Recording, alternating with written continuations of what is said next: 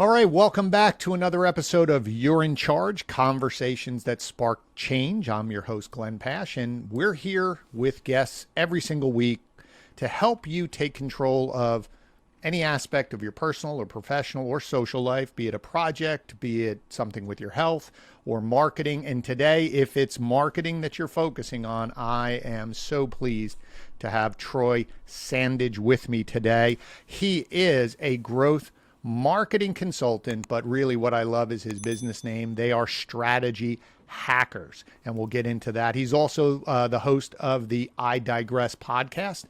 If you haven't heard it, please subscribe. It is fascinating because the passion that Troy has coming through the microphone on that podcast is really inspiring. So with that being said, Troy, thanks so much for joining me today. Glenn, thanks very much for having me, and happy to be on the stage and giving shout out to all the listeners. There you go. So for us today, I want to dive right in because as a, strategist, and just I'm amazed with all that you constantly are doing when I'm following you online. When someone is hiring you and you're coming in to help them with their marketing, there's two types of companies. There's brand new companies or earlier in their journey, and then there's more mature. What are some of the common mistakes that you're seeing where people are just not either connecting with their audience with the right message, or they're just wasting money on the wrong thing? Man, you hit it. I think one of the biggest things is, and we're still in 2021, people are not focused on strategy, period. They're just trying to execute now with no real game plan in place. They don't want to invest the time and resources to pause, reset, reflect, the go-to market things. Know your audience, know what platforms work for you, know what mechanisms and tactics work for you, what type of media and building brand authority, all that great stuff. But if you don't have a strategy, you're just making moves and praying to God that something sticks. I think the difference between what we're seeing newcomers versus old comers is that the older businesses, they're still holding on to what was working. Again, the keyword was working, and hoping that, in time it's going to run back around. Or they're thinking, because we've built such a strong brand name early on through the years, it's going to carry us. Well, 2020 debunked all that. It blew it apart. Your brand name is only as relevant as it is today, not what it was the past 150 years or beyond. We see that from the top, 100 brands in the world that in some cases aren't now. For the new up-and-comers, it's still about strategy. Yes, there's more of a level playing field with social media, but if you're not aware of how to utilize it properly, your marketing won't be as effective. So let's unpack that a little, because what you were saying was, your brand as it existed, it's only as relevant as it is today, meaning, or my interpretation of what I'm hearing is really connecting with what problem do I solve, be it a product, be it a service, the value that my company brings to you. So when you sit down with a company right out of the gate and you're asking, what's your strategy? What are you looking for as an answer from a company to that question? What's the goal? I mean, people get stuck on, they just throw numbers at you, but what's the real goal? What's the vision? Because we can reverse engineer whatever strategies, systems, processes, marketing, social, all that fun stuff and tactics around it. But if you're not clear on the objectives and the goals and having that vision, it doesn't really help. I try to run people through what I call as my Clover business framework, which focuses on clarity, leverage, optimization, vision and value, execution, and results. And we walk them through that.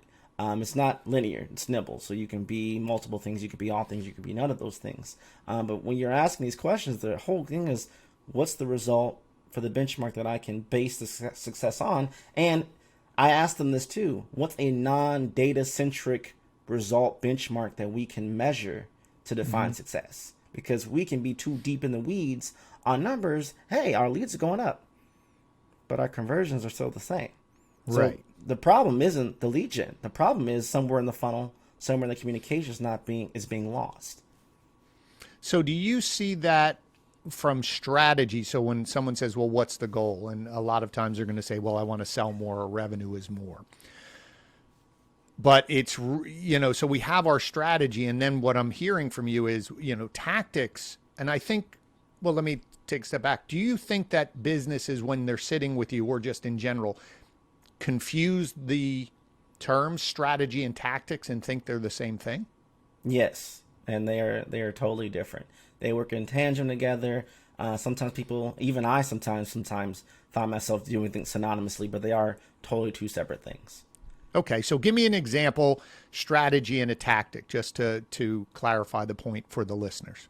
So for a strategy, if we're looking at, I like to use analogies. So we're looking at a football game, right?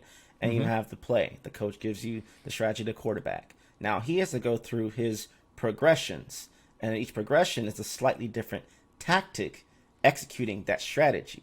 So they're Right. two separate things, but they're in together, working harmoniously to get the goal, which is obviously the touchdown to get the score.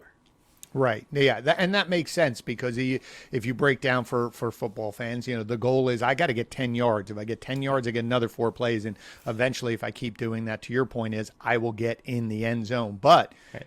if this doesn't work, I try a different tactic. I'm going to go this way, or I'm going to throw, or I'm going to run. And we Right. continually move that forward. So that's great. So if a business, you touched on it earlier, connecting to the audience. Again, do you think businesses make the mistake of when you said it earlier, don't understand their audience? Why? Why don't they do it? It almost seems easy that somebody should understand their audience, but why are what you're seeing is a disconnect at times? What's some of the big mistakes that they're making missing the audience? They're not listening. And I mean, let me define that more. They're not active listening. We still find many businesses, small startups or established, ignite broadcasting only and think that's Right. enough. Conversation, community, having those two in your court is going to tell you what the audience demands. And from that, you can reverse to figure out, okay, this is what I need to do to get the result of more sales, to get this result of more conversations, more referrals, whatever that might be. But they're not listening. They're not doing enough. And I'll add to that, they're only listening from their perspective. They're not listening intentionally from their audience perspective. We talk all the time in the design world of UX, UI, user experience, user interface. It's kind of the same corresponding mindset when you're thinking of engagement with email, social media, phone calls, or whatever type of mediums that you engage with your audience in some way, shape, or form. You really need to understand the buyer's mindset. Whoever you're trying to acquire, even if it's a venture capitalist to fund your business for a next seed round, whatever that might be, you really must understand the mind and the persona of the people you're trying to attract. And a lot of that comes down to having folk on staff or setting a certain amount of time, a day, a week, a month, whatever that correlation needs to be, to listen and then process and then create these personas, create these bullet points and copy that makes it more powerful to give you the result that you want. That's a really relevant point. We just spoke with on another episode, Adrienne Barnes, and she talked about the buyer personas, and her company does that for companies who can't, meaning going out talking to them, not just a survey, but building and helping to understand who is using your product, how was the process of doing business with you, did what, not just what of your marketing connected to them, but everything from end to end. How was the interaction on our website? How was it doing business with our individuals? And then how did you like the product after you got it? Did it deliver what you thought it was going to be? I want to pivot just slightly because you talked about community, and that's another buzzword that is getting thrown around all the time. Oh, we have to build a community and we need to have a community. I understand what it is, but to a business owner, when they're looking at it saying, I'm just trying to sell my product, either I don't have time for a community, I don't understand what this means, community. How would you have that conversation across the table for someone who said, Troy, why do I need a community? I'll answer it this way. Why you need a community? And I'll answer from a marketer's perspective. So marketers, you're listening, salespeople, it's the same thing. A community is the gateway to your result. So we focus on why do I need to build it? Well, what's the result you want? I need this. Well, you need a community. Why? There's so many reasons why, but the core ones are validation, brand authority, word of mouth. Word of mouth is not dead. It's just digital.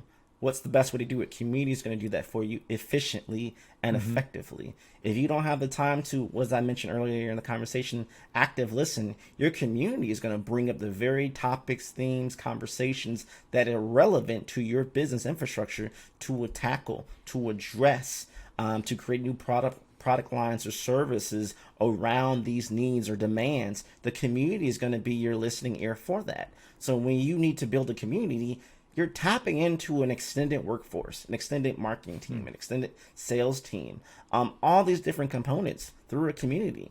And they're doing it by choice, by just being brand loyalists. If you look at the people who love Apple products, or for those who love Android products, but let's focus on Apple, they have a strong community. They are immensely brand loyal, almost to a fault to them. That they don't have to do as much marketing or advertisement. The community is going to constantly say, hey, do this. Hey, buy this. So imagine magnifying your marketing team or your entire company times 10, times 100, times 1,000, reaching new segments that you couldn't reach before by just constantly focusing on establishing a strong chain line to a community. And you're doing that through what I like to say is the 4 E's, where you're doing exclusivity, you're doing experience, you're doing empowerment, and you're doing engagement. Those 4 is going to help build you a strong, fortified community that in turn is going to help you leverage the playing field to give you the results that you want. And it works specifically well for both companies at the top and companies at the bottom. But I would argue since 2020, SMB startups, that range, you're at a higher magnitude of creating stronger communities because you're right there with everyone else. Right. The playing field has changed tremendously. And now this is the time. If you haven't thought about social media and all its facets and glory, think of the positive for a minute to help you grow your business. Now is the time to do that. No, I could not agree more. With our agency, we've been chatting with our customers about that, to doubling down on it. And they're really seeing the impact on it. There was a time where, just talking Facebook organic reach, didn't really work as well. And so people stopped posting, right? They said, oh, well, we don't have to do this anymore. We're not going to do this. Now, all of a sudden, they're realizing that's really giving people the sense of who you are as a business and how I can connect with you. And I think, to your point, is I don't think people understand that how strong community can be for all the departments, meaning that if I'm connected as a marketer to the community, it helps me market better. If I'm a salesperson, that connects there. If it's R&D, what's working over here, let alone reputation, as you said, word of mouth is not dead. I just think people misunderstand community as all of the potential assets or value add versus, no, these are just the people who bought my product. And I would add, and dare I say this as a headliner, community makes you COVID proof. What? It does. And I use this example for a nonprofit, but it works the same thing for profits as well. But I'll use a nonprofit work to give a quick example on that. Is that, during the pandemic, at the height of it, where everything's shutting down and money's getting tight, cash was getting tight, people are trying to, we don't know what the market's going to do. Let me take money out, whatever is going on. Nonprofits still need to survive too. Sure. But if they had a strong enough community, guess what? I'm like, I want to make sure this nonprofit is in business because I know the results that they're doing, the benefit that they're doing to the community and beyond. Let me continue to give my money to help them not only stay relevant and in business, but to also make an impact. Yeah. And so nonprofits who establish strong communities survived 2020. They may have not have missed anything. They may have made even a bigger, donation revenue side than they did before. And in the same way, for-profits, especially these SMBs who are trying to make adjustments, even the more still, through more digital efforts, and different things like that maybe they didn't have in place before during their iterations. The community are making sure they're staying relevant. The community is making sure they're staying in business. They're doing extra marketing promotions. They're finding ways to collaborate and partner, finding ways to just give them, if they need loans or whatever that they need to do to stay relevant, stay in business. Community is what's helping them. So people who think they don't need community, well, let's look at your staff. Your staff wouldn't be as relevant if they didn't have a community around them keeping them motivated, keeping Right. them their mental health and everything else in order too. So we may not be aware of how much community impacts our bottom line, ultimately our business infrastructure, but I guarantee you it does. No, I completely agree with you. That's why I was saying I think it's misunderstood as community's not for my business. And the reality is that's what, there's a reason I always say you go back to a certain restaurant or you shop at certain area, certain stores, or you surround yourself with certain people. It's what you're getting. And so how can I leverage that for my business by creating this valuable group of advocates who are willing, to your point, if I actively listen to them, they're going to give me feedback on how to better my product and my service. If I listen to them and provide great value, they're going to recommend me to someone else so that, and I love the word you keep using, is amplify. So I can market, but they're validating and they're amplifying any dollars that I spend by pushing that message out even further through this community. And I love your example of Apple. They're all advocates. I mean, name the other brands that someone's going to get up at midnight and go stand online for the new iPhone, whatever. I wish people lined up for my company, right? I wish people were just aligned like, hey, whenever you're ready to take me on, I'm ready for you. That would be phenomenal for all of us. And being an Apple in your marketing, your industry, and your sector is not impossible. We use that because it hits home quickly and you understand the relevancy at scale. But to your community, you can be that Apple. Sure. You can be that Disney, whatever you want to correspond, that Amazon to your industry. It's just really understanding how do I make things that to a lot of executives from the back end or people who are coming in new be relevant. And I say, what the debate about, should I be on Facebook, should I be on LinkedIn? Facebook is more data, but LinkedIn you have the titles and it's more professional. My only discretion is that any social media platform is professional if it makes you money and you make it be that result. But I digress. Right. But knowing how to use social media, how to use community, website, Google ads, social ads, earned media, all in. Now we're moving into 2021. Everything has changed. It helps you get to the result that you want to get to. And it's just less focused on what was working, less focusing on the unknown. Well, that can be solved. If you have clarity around your results, you bring on folk that can help you. And if you can't afford an extended team, your community can help you fill in some of those gaps too. If you're limited by cost, double down on community. One, it's free. Two, it could pay more dividends and give you a reduced sales funnel to get you to your quota, whatever number you're trying to achieve. So these mechanisms that we talk about, community, social media marketing, engagement, having conversations, video, nothing necessarily new. It's just time to double down and be more, because it's more relevant and it's more in demand and it's absolutely necessary. Before it was maybe more of a choice. You'd get by with paid advertisement, adding more money into it, and maybe you get by. But now, because we're on these screens, whatever one of your phone, your laptop, whatever, even TV, 95% of the time, your audience is smarter than you think. They can see the sniff an ad, sniff a thing a mile away. And so now the only way for us, more than likely, to get them to stay with us, buy with us, be advocates for us, is to establish those communities, is to leverage social media marketing, organic and earned, in a way that makes sense. Yeah, and you touched on none of this is new. I think it's sometimes we forget, we replace versus adding on. What I mean by that is back, I'm older than you, but back when people were selling, 20, 30 years ago, everything was word of mouth. You handed your business card to someone and said, hey, if you know anybody who's looking for what I'm doing, let me know.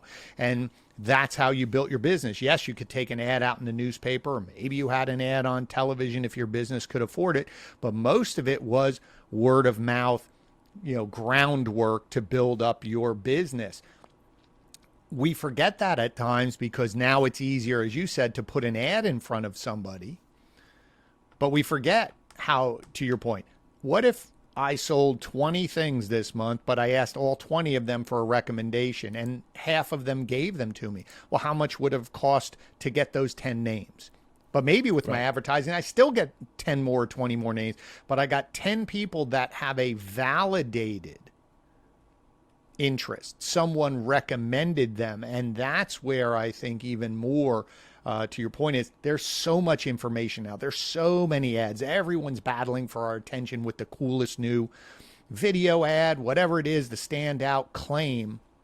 It's almost we've gone full circle to pre-internet when we didn't have all the information. We had to trust our community. Now it's really, we're looking for that community again to validate and cut through all the noise to say, no, Troy's the person you have to talk to. Well, I see all these people over. Stop. Troy's the person you got to talk to.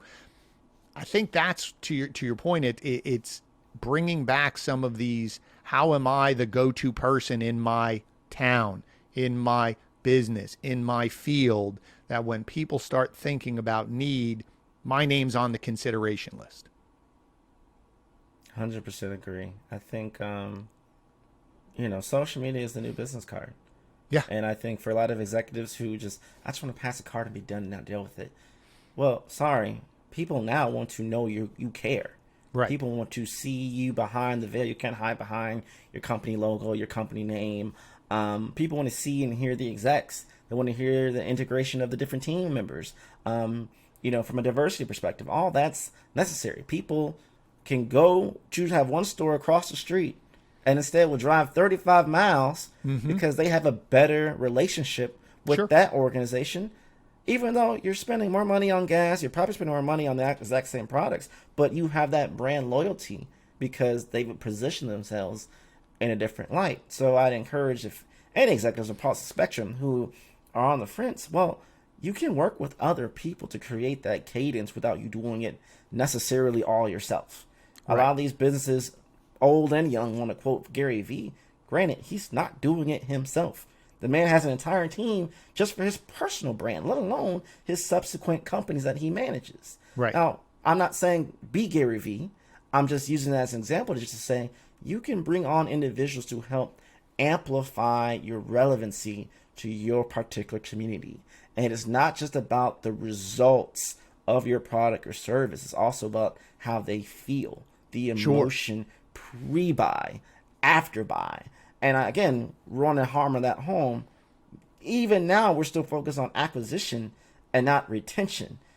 Strategy should help you not just scale, but be sustainable. Because what good is it if we have a strategy that makes you quick buck this month and doesn't work the rest of the year? And now you're in the exact same position you were in, or even worse, prior to implementing that initial strategy in the first place. So all of this is very relevant and very important. I'm glad to be a part of the conversation. Yeah, and I think you bring up another word is that idea of retention. I always say to my clients, if you sell 100 new people, but you've lost 150 people for whatever reason, either you have ongoing services. I work with a lot of automotive dealers. So if you sell 100 people cars, but you lose 150 people in your community, your database to someone else for service, well, what did you win? You're constantly just having to go market. And I agree with you. The other word that you touched on, incredibly valuable, is the experience. I want to know who you are as a brand. I want to interact with you, but are you making it easy for me to do business, right? Because the product itself could be great, but if the experience to get it from you, well, if I need that product again, I'm going somewhere else, right? To your point. Exactly. I always use the story. There were 2 Home Depots, more or less the same distance from where I live. I go to one and I say, hey, I need X, Y, and Z. And they're like, yeah, it's down on aisle 15. And I'm like, okay, thanks. Typical. The other one, they take me and show me and make sure it's right for me. And then they say, do you need anything else? Well, I'm going here. Walk you through, almost like a personal shopper. Where do you think I go? Because I want to be able to have someone that will help me, is there to answer, have a conversation. You feel like you're important, and it's literally to get some screws or nails or something to hang a picture, but they're pushing on that experience and building that community so that you always come back. So I really like that. Let me pivot. You are a busy man. And so we've been talking about a lot of different things that business owners and people can do. So my question to you is, how do you stay organized?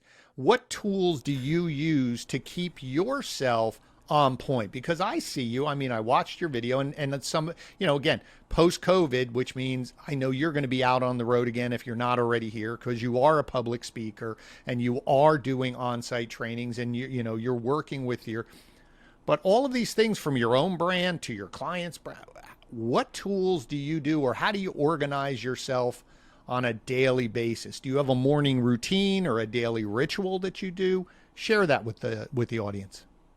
One, I am chaos among the madness.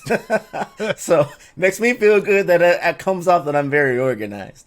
I think one for me, knowing your strengths. I felt I maybe others who are listening can empathize with this. I have felt bad for years because if I'm not up by 5 a.m., if I'm not running by 5:30 and meditating and reading 3 books a week and all this stuff, you will not be the next caliber XYZ. Right. And I know that I'm a misfit. I defy that immensely. My strength, I know that I'm more of a night owl. For me, nighttime just seems quiet. The world slows down. Even though I'm sure people who are morning feel the same way. Just for me, it's different. And I want to state that, we'll have these conversations, but make it fit for you. So for me, I don't necessarily have a morning routine, although I do have a business coach who's been trying to edify me in morning manifest. I see the benefit. I just can't tap into it in the morning. Is I just focus on, okay, what are the 3 big goals for the day? 1, my personal goal. 1, my business goal, and 1 goal that I can serve somebody else. I'm an ENFP 2-wing 3, so what that means, I'm a big empath, and I literally get energy from serving other people. Right. That is my MO. So aligning that up, having that personal goal, that business goal, and that 1 goal to serve someone else today just makes it complete for me. Because too many times we're so focused on the business goals as entrepreneurs or leaders in the agency world, or you're, an executive suite in corporate America, and you are just focused on business and you're not taking care of yourself. And unfortunately, even though I'm probably one of the best at cranking things out, I'm a human. I am not a robot. Right. So having that organized definitely helps me out, having that clarity and that perspective. As far as tools, so I've probably used every project management tool there is at least twice. Yeah. If not for me, for agencies I used to run or clients I have currently or did have in the past. At the end of the day, the system that worked for me was just, what do I need to focus on today? Right. Have awareness of tomorrow, have awareness for the week, and just a small glimpse of what's going on for the month. That just keeps my head in different levels of the sky, so I know at 50,000 feet, 25,000 feet, 10,000 feet, and 5,000 feet, what's going on in Troy's life. And again, thinking that personal, that business, and then how to serve and help others as those 3 pillars within that framework has helped me out tremendously. Keeps me focused, keeps me driven, challenges me to make sure, hey, Troy, you can take this other client meeting, it could turn into something, but you've had 4 days without really having quality time with your wife or your family. Weigh it. Or knowing that next week I'm going to double down and make some shifts, because what good is it that we put all this work and effort to get where we want to go and we're alone? Or we're not actually happy. And I know that's a taboo topic that most people don't talk about as entrepreneurs or executives in this type of world that we're in sales and marketing, but it's absolutely crucial that what you're doing is actually creating the life that you want and not just making metrics and numbers for somebody else. Yeah, and I'm glad you said that, because right now there is this, it's the hustle culture, and I think that's just another easy marketing term for it. But you do see it. I deal with it. I said to my wife maybe 2 weeks ago, because I just recovered from COVID, and so I was in a foggy state.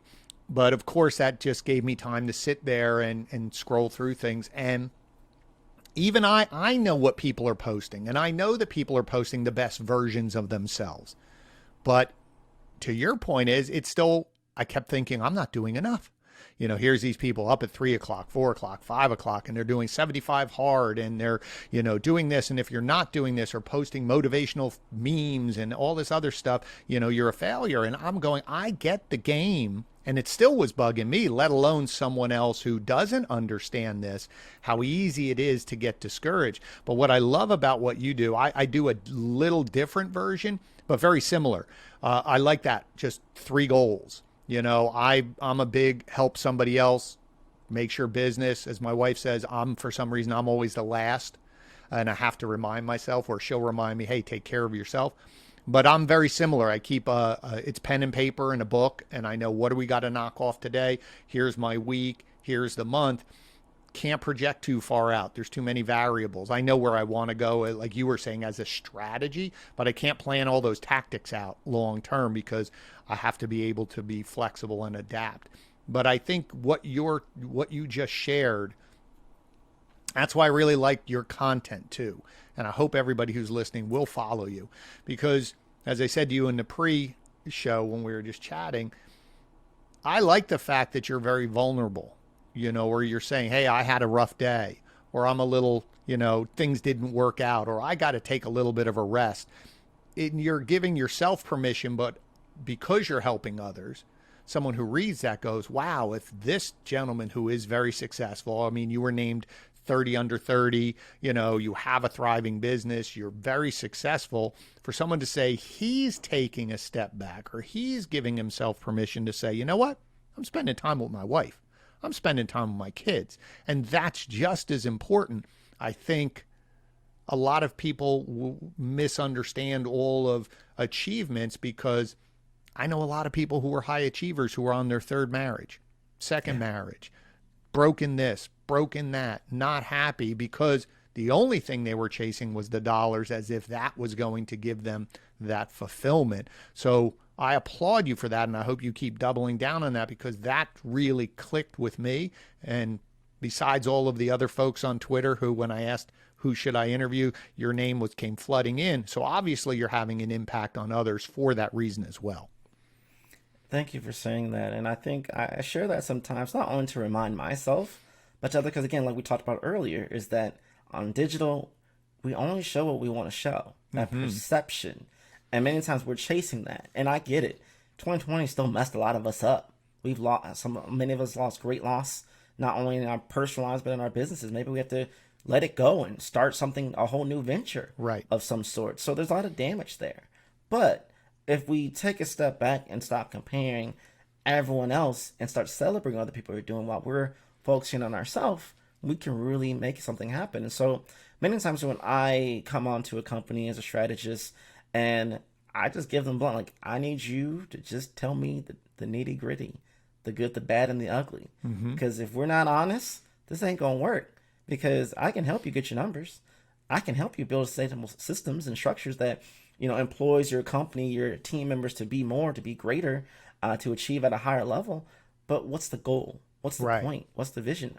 Again, we're building these things to serve us to create the life that we want.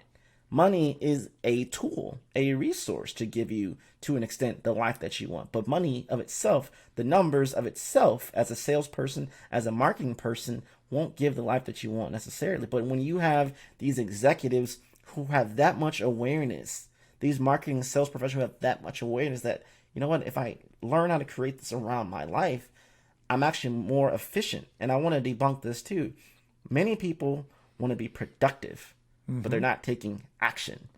They think we get brownie points to our clients because we're staying up all night working on copy and landing pages and sales pitches. And hey, I did 300, sales meetings this month.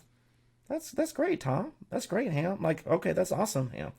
But like, where's your conversions? Where are you closing? How do the conversations even feel? How many of them are following up or think, not right now, but I may follow up later, actually follow up 3 months, 6 months later? Like, that much awareness is going to make you a more dynamic salesperson, a more dynamic marketing person, and ultimately a better business person overall, having that clarity in place. Yeah, and you make a great point. There is that, I did more hours. I go, what are your results? Because I've managed teams for years, and there was always a wall. I don't care who you were. Maybe there was one person, the unicorn. But there's always, when you measure productivity, it used to be a customer service phones, and people are like, I want to work extra hours. You could literally see productivity after 45 hours in a week just go down. So those extra 5 hours, you paid them, but you weren't really getting the productivity you wanted. You're better off hiring a few more people and limiting it because you'll get more productivity. So to your point is, just because I worked 14 hours, well, how productive was I? We can all do it as a short-term run, but you can't. I watch people on social who do this, and they're out there grinding and doing. And I watch them now a year later, bags under their eyes, just looking unhealthy. And I go, you're going to hit a wall, and something has to give. Because again, if you're giving all that to one area, like you said, those 3 areas of your life, my business, me personally, others, which means your family, friends, whatever. If you tip too strong onto one, there's only so much time. Somebody's giving up, and you can do that for short term. We'll all be in it together for the next 30 days. We got to do it. To your point, I got to take this meeting. It could be a big one, but next week I'm doubling down and I'm increasing the time with the family and pulling back, right? Those levers. But too often, that's either what we think we have to do, and we put ourselves in that position, and we wake up 2, 3, 4 years later, and those friends have left us, and the team's culture isn't that great, or our family is devastated, or just my health is devastated. So right. I really applaud what you were saying, because I don't think that's spoken about enough in a positive way. It's somehow still looked at as, well, if you're not working 24/7, then you're not a serious business person. And I'm going, no, it's all good. And there's seasons to that. Yeah. And again, if we're switching to be a little more business, PSQ, price, speed, and quality. You can't have all 3 at the same time as the running joke. So when you're looking at that, okay, well, I always tell people, and my thing is progress. Again, I'm on-demand strategy. So people be amazed. They ask me a question. I'm already giving you either ideas or exact infrastructure and strategies and instructions to get the result that you want, to remove the obstacle out your way. Making progress. And I think many times we get stuck, and it's not about not having a system in place. A lot of people live and die by systems. I get that. But is your system serving you right now? Is it getting the result that you want right now? Well, how long have you been using the system? Well, Troy, it worked for me in the past 5 years. Is it working for you right now? And that's why a lot of times people don't like to bring on strategists like me, because they see us as business therapists. We're going to ask you these tough questions, and because they think of us, we're floating in concepts, and they think, hey, Troy, my bounce rate is at 45%. And my initial reaction is that good or bad? Right. And so that's just my thought on that. No, I agree with you. I always ask the same thing when I'm brought in as a consultant to help with processes or things. They throw a number out, and I always go, and? Like that, I need context. Or someone says, we need to change our process. I'm like, can we just stop for a second? Let's look at your current process. Are you even doing the process that you have in place now 100%? Right? Some of your problems could be is you stopped doing your own process, and that's why your results are off, not I need a new process. So again, great. I want to wrap this up. This week, I could talk to you forever. This is just phenomenal. At the end of every episode, we do getting to know our guest a little bit more. So we ask some fun questions to see the other side behind the image on social, the strategist. So just don't overthink them. First thing that comes to mind. Okay, here we go. What is one thing that you have to do every morning to start your day on the right foot? I have to watch ESPN. Keep up to date on my sports. There you go. There you go. What makes you laugh? Like really belly laugh. What makes you laugh? Calling me out on my little quirks that I do all the time. Okay, what's a quirk that somebody will call you out on? If I'm thinking a lot, I will blink like crazy on stage, in person, whatever. And so they'll mimic me, and I'll just start busting out laughing. All right. What is a guilty pleasure food for you? I love brownies. You put brownies in front of me, I'm gonna almost always take one. So if you never know what to get me for Christmas, send me There you brownies. go. I'm good. With chocolate chips inside or not, or it doesn't matter. Doesn't matter. There you go. All right. A movie or a show that you always stop and watch when you run it across it on TV.